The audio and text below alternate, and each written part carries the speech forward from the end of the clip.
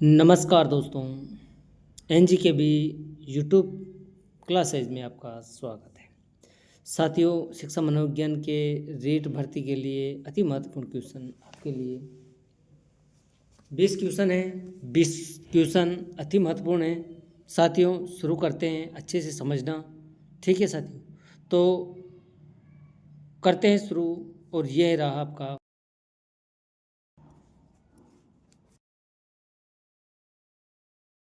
Springer ने व्यक्तित्व के कितने भागों में बांटा है। स्प्रिंगर महोदय ने व्यक्तित्व को कितने भागों में बांटा है, तो साथियों उसने कितने भागों स्प्रिंगर ने 6 भागों में व्यक्तित्व को 6 भागों में बांटा है। कितने भागों में बांटा है? 6 भागों में। तो किस आधार पर बांटा है? मूल्य एवं रुचि। मूल्य व रुचि के आधार पर स्प्रिंगर ने व्यक्तित्व का विभाजन किया और 6 भागों में बांटा है। नेक्स्ट क्वेश्चन, किस परीक्षण में कुछ चित्रों के माध्यम से प्रयोज्य द्वारा कहानियाँ लिखवाकर व्यक्तित्व का मापन किया जाता है। किस परीक्षण में कुछ चित्रों के माध्यम से प्रयोज्य द्वारा कहानियाँ लिखवाकर व्यक्तित्व का मापन किया जाता है, यानी कि कहानियाँ लिखवाकर बच्चों से उनके परीक्षण किया जाता है चित्रों को दिखाकर। तो ये कौन सा परीक्षण है? वाक्य पूर्ति परीक्षण, शाही डब्बा परीक्षण, मोजेक परीक्षण, कथा संप्रत्याक्षण परीक्षण। कौन सा होगा? तो साथियों वाक्य पूर्ति पाइन एंड टेंडलर ने दिया है। शाही डब्बा परीक्षण ITB हरमन रोरसा का है। और ये प्रज्ञ द्वारा कहानियाँ लिखवाकर कथानक संप्रत्याक्षण परीक्षण के अंतर्गत होता है। तो आपका आंसर होगा कथानक संप्रत्याक्षण परीक्षण। अगला, हरमन रोरसा किस देश के निवासी थे?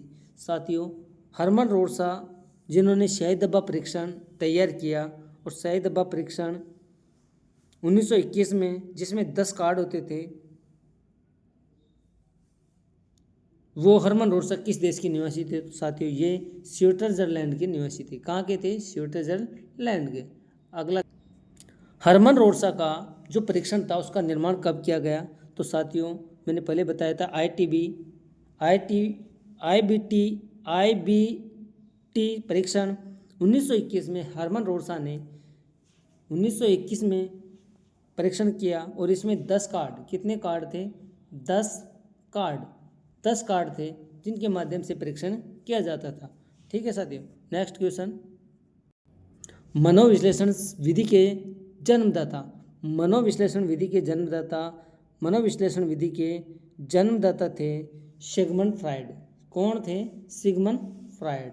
नेक्स्ट, अगला क्वेश्चन है, FWAT परीक्षण का निर्माण किसने किया? FWAT परीक्षण का निर्माण किसने किया? साथियों FWAT का तात्पर्य है स्वतंत्र शब्द साचर्य परीक्षण। स्वतंत्र शब्द साचर्य परीक्षण। और ये परीक्षण 1879 में किया गया। किसके द्वारा किया गया? तो साथियों ये फ्रांसीसी गाल्टन के द्वारा किया गया था। FWAT परीक्षण का निर्माण, स्वतंत्र शब्द साचर्य परीक्षण का निर्माण 1879 में कब किया गया था? 1879 में। किसके द्वारा किया गया था? फ्रांसीसी गाल्टन के द्वारा किया गया था। अगला क्वेश्चन, बहिर्मुखी व्यक्तित्व की विशेषता है। बहिर्मुखी और अंतर्मुखी, उभयमुखी 3 व्यक्तित्व बताए थे युंग ने। उनमें बहिर्मुखी व्यक्तित्व की क्या विशेषताएं होती हैं?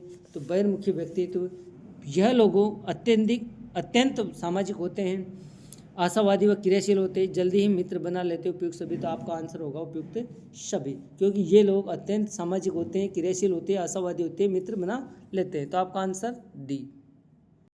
वांछित व्यक्तित्व होता है अंतर्मुखी, बहिर्मुखी, संवेगी, स्थिर व मन संतापी। साथियों वांछित व्यक्तित्व कैसा होता है? वांछित व्यक्तित्व संवेगी स्तर पर होता है। आंसर होगा आपका संवेगीय स्तर पर। निम्न में से कौन सी व्यक्तित्व मापन की प्रक्षेपण विधि नहीं है? निम्न में से कौन सी व्यक्तित्व मापन की प्रक्षेपण विधि नहीं है? समाज मिति, शाही डब्बा परीक्षण, TATA, और CAT साथियों समाजमिति प्रक्षेपी विधि है, शाहिद अब्बा हरमन रोडसा ने दिया, CAT लेओपोल्ड बेलाक ने दिया। तो साथियों व्यक्तित्व मापन की प्रक्षेपी विधि नहीं है, ये पूछ रहा है नहीं है, तो समाजमिति विधि नहीं है। आंसर आपका होगा समाजमिति विधि। अगला क्वेश्चन, क्रेचमर जो कि जर्मनी विद्वान है, क्रेचमर जो कि जर्मनी विद्वान है, उन्होंने मिसप्रिंट है, उन्होंने व्यक्तित्व का वर्गीकरण किस आधार पर किया है, और वह है क्रेचमर ने जो जर्मन विद्वान है। अगर क्वेश्चन पूछ लिया जाता है क्रेचमर कहाँ का निवासी था, तो जर्मन का, और उन्होंने जो व्यक्तित्व का वर्गीकरण किया वो किस आधार पर किया था। तो साथियों मैं पहले भी बता चुका हूँ कि शारीरिक रचना के आधार पर उन्होंने व्यक्तित्व का वर्गीकरण किया था। नेक्स्ट क्वेश्चन, अचेतन मन का अध्ययन किया जाता है। अचेतन मन का अध्ययन किसके माध्यम से किया जाता है? अवलोकन द्वारा, मनोविश्लेषण द्वारा, साक्षात्कार द्वारा, आत्मकथा। तो अचेतन मन का विश्लेषण या अध्ययन किया जाता है तो वह मनोविश्लेषण के द्वारा किया जाता है। मनोविश्लेषण के विद्वान कौन थे? Sigmund Freud. ठीक है, अगला क्वेश्चन, हमारे मस्तिष्क का चेतन भाग कितना होता है? साथियों चेतन भाग, अचेतन भाग, मन दो प्रकार के होते हैं, चेतन और अचेतन। चेतन में 10% होता है, अचेतन में 90% होता है। कितना होता है? 90%। तो आप 1/10 भाग चेतन मन के अंतर्गत होता है। अगला प्रश्न, प्रासंगिक अंतर्बोध परीक्षण का निर्माण कब हुआ? क्वेश्चन नंबर 13, प्रासंगिक अंतर्बोध परीक्षण का निर्माण कब हुआ? तो साथियों प्रासंगिक अंतर्बोध परीक्षण TAT मॉर्गन मूरे द्वारा 1935 में दिया गया। कब किया गया? 1935 में इसका निर्माण परीक्षण किया गया। प्रासंगिक अंतर्बोध परीक्षण जिसे TAT के नाम से जाना जाता है, मॉर्गन मूरे के द्वारा दिया गया है। ठीक है, प्रासंगिक अंतर्बोध परीक्षण में कितने कार्ड होते हैं? साथियों मॉर्गन मूरे द्वारा दिया गया 1935 में प्रासंगिक अंतर्बोध परीक्षण, जो इसमें कितने कार्ड होते हैं? इसमें कार्ड होते हैं 31, 30 + 1 31 कार्ड होते हैं साथियों। एक कार्ड स्पेशल होता है, बाकी 30 कार्ड होते हैं। प्रासंगिक अंतर्बोध परीक्षण जो 1935 में मॉर्गन मूरे द्वारा दिया गया है। अगला क्वेश्चन, CAT परीक्षण का निर्माण किसने किया?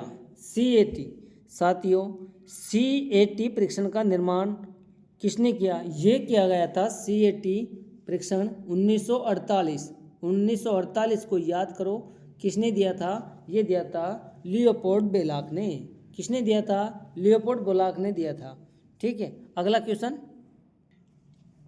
एक किशोरी द्वारा अपने बाल लंबे करने में असफल होने पर बॉब कट हेयर स्टाइल अपनाती हैं, यह कौन सी रक्षा युक्ति है? एक बालिका या एक किशोरी का अपने बाल लंबे करने में, यानी कि उसके लंबे बाल नहीं है, तो वह बॉब कट हेयर स्टाइल अपना लेती हैं, तो कौन सी रक्षा युक्ति?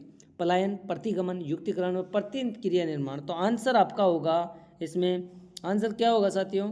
प्रतिक्रिया निर्माण कहलाती हैं। कुंठा का रूप निम्नलिखित में से कौन सा है? कुंठा का अर्थ क्या है, या कुंठा किसे कहा जाता है? कुंठा का समानार्थी अर्थ क्या है? तो यहाँ पर आंसर होगा आपका भग्नाशा कुंठा को कहा जाता है। अगला प्रश्न, मनोरचनाएं निम्नलिखित में से किस प्रकार की होती हैं? मन में रचनाएं यानी कि मनोरचनाएं किस प्रकार की होती हैं? तो मनोरचनाएं पलायनात्मक, संरक्षणात्मक दोनों एवं कोई नहीं। तो साथियों मनोरचनाएं दोनों प्रकार की होती हैं, पलायनात्मक भी होती है और संरक्षणात्मक भी होती है। दिव्य स्वप्न की गणना निम्नलिखित में से कौन सी मनोरचना में होती है? दिव्य स्वप्न की गणना निम्न में से कौन सी मनोरचना में होती है? कल्पना तरंग, प्रत्याहार, क्षतिपूर्ति और अंतर्द्वंद। दिव्य स्वप्न की गणना निम्नलिखित में से कौन सी मनोरचना में होती हैं?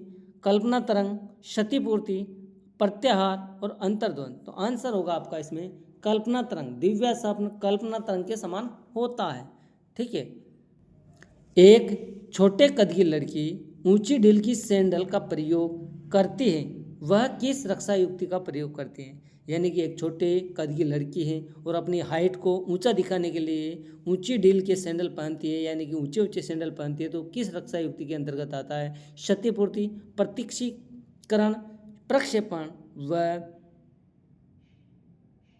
दिव्य स्वप्न। तो आंसर क्या होगा साथियों? आंसर होगा क्षतिपूर्ति। कमी को पूरा करना क्षतिपूर्ति कहलाती है और अपने हाइट का जो पूरा करती है वह सैंडलों के माध्यम से करती है। तो आपका आंसर क्षतिपूर्ति होगा।